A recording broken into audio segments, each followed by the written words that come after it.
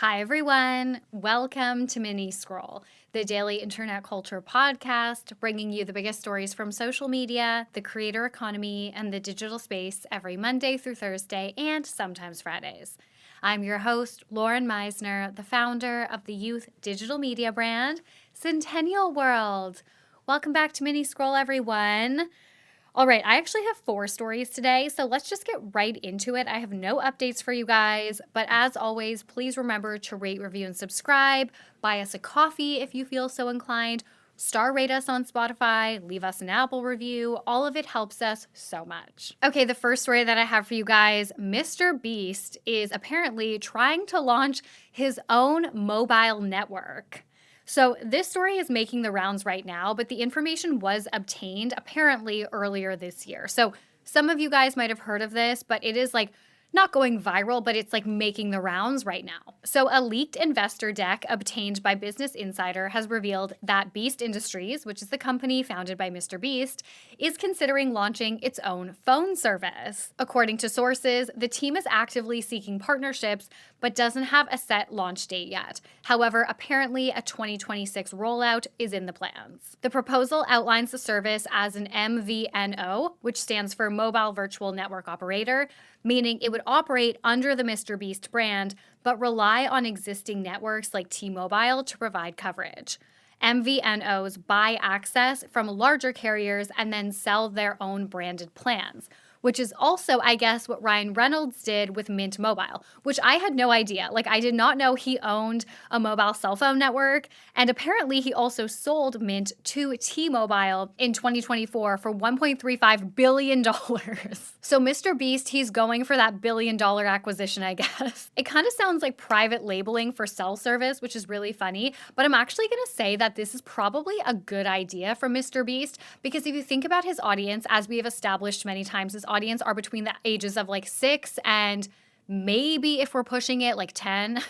And that's probably when kids are starting to get their first cell phones. Maybe not 6, but like when you enter into your preteen years. So from a business perspective, I think this actually could be a good idea. Because if you're like, I don't know, a 9-year-old boy and your parents are talking about getting you your first cell phone, of course you're going to beg them to be on MrBeast's phone plan. Okay, the next story that I have for you guys, this is a quick one as well, but luxury lifestyle TikTok star Becca Bloom got married, and I think the vibes were stunning. I have seen some users say that the wedding itself was kind of underwhelming, and I would personally strongly disagree.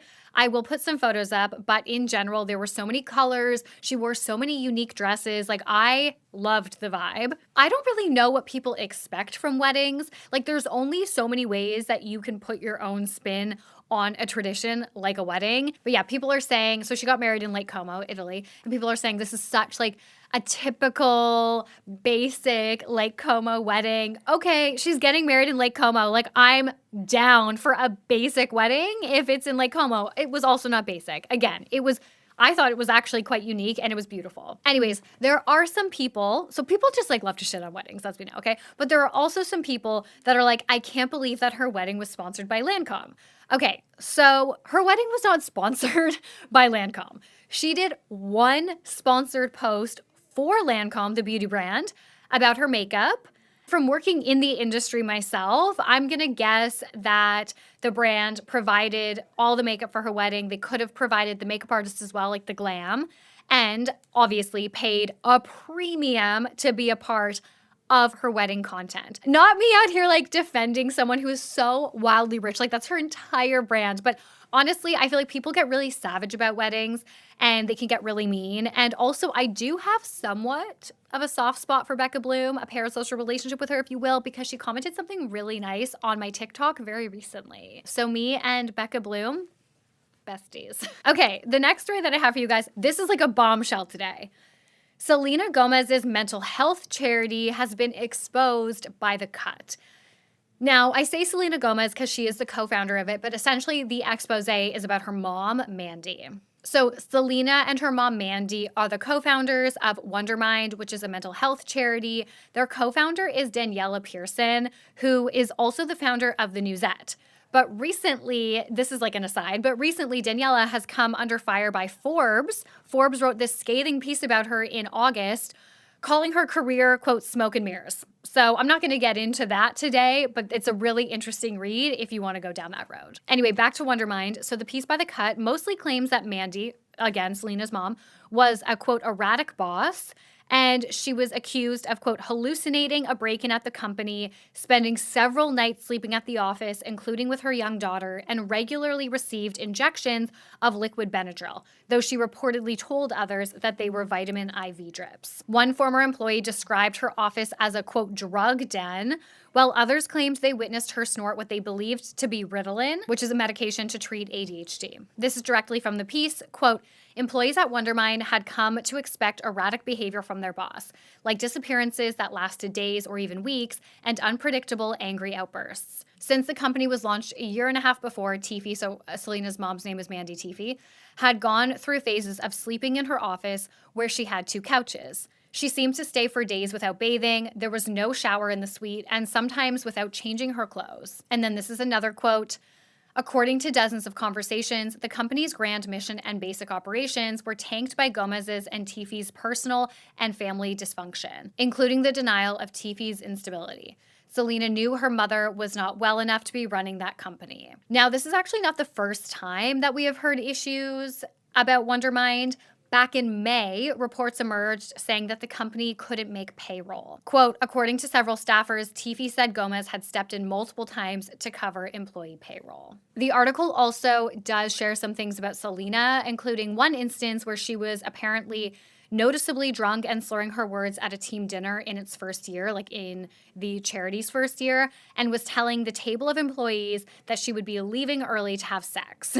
Now, in a statement to Us Weekly, Mandy denied snorting Ritalin in her office, saying it absolutely never happened. Quote, I started Wondermind because I wanted to help people with mental illness. It's unfortunate that a few disgruntled employees with an axe to grind can spread lies about me and distort the truth.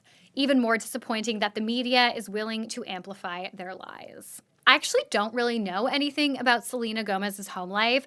She was a little, this is gonna like make me sound so old, but like she was a little bit too like young for me coming up. Like I was more of like a Hillary Duff era girl. So I didn't follow Selena very closely in those younger years. I don't know much about like her Disney career and her parents and the family stuff that comes along with being a Disney kid. I know we often do hear about that. So if you guys did follow Selena and you're more familiar with that, like let me know what you think about this whole story. I will say I do not like the disgruntled ex-employees narrative. You know, like I don't know anybody that is going to the media with stories of their ex-bosses unless something like really serious was going on at their workplace. I'm not saying that these are all totally the truth, but I am saying I don't like the narrative that like anybody who speaks out about someone in power, about an ex-employer is just spreading lies and looking for attention. They were just bad at their job. They couldn't cop it. Like whatever the narrative is often painted around these ex-employees, like I think they usually have a leg to stand on. Okay, and the last story that I have for you guys is that Sofia Richie has teased that she is launching a fashion brand. Sofia Richie is seemingly about to launch a fashion brand. Today, she posted a screenshot of a new Instagram page called SRG Atelier for Sofia Richie Grange, obviously.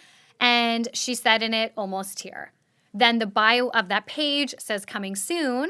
And Sofia also reposted this infographic from People, Brands, and Things that reads, Spotted. Sofia Richie Grange has just started teasing the launch of her fashion brand, SRG Atelier, with a sneaky photo of some items and their new social account. Oh yeah, she posted this photo with like the eyes emoji, like the emoji.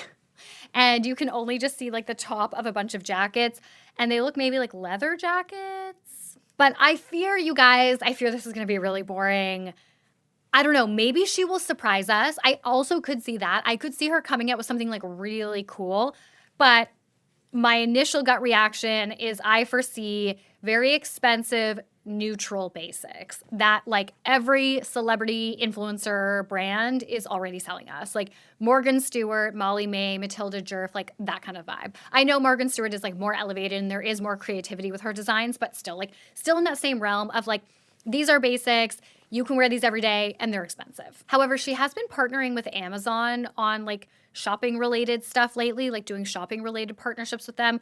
So I also maybe could see her doing a more affordable range, but I still think it's going to be that kind of like elegant, elevated, clean girl aesthetic. I'm so done. I'm so done with the clean girl vibe. Bring back color, sequins, sparkles, fun, pattern. Bring back full glam. Bring back big hair. Give me like a smoky eye and a nude lip, or a red lip and a winged liner. Like, give me a beat to the gods. That will get me every single time. Clean girl, I'm done. It looks good when you're like this close to somebody, but far away, we all look with the slick back. Like, so few people can pull off the slick back. I can't pull off the slick back. When I wear a slick back, I know it's like unwell, but it's just like desperation. You know, so few people look good with the slick back. Please let your hair flow. Let it down. We're all getting receding hairlines. Okay, anyways, guys, that's it for Mini Scroll today. Thank you so much for listening. I love you guys. Please remember to rate, review, and subscribe. I love you, and I will talk to you tomorrow for a Friday Mini Scroll. Bye.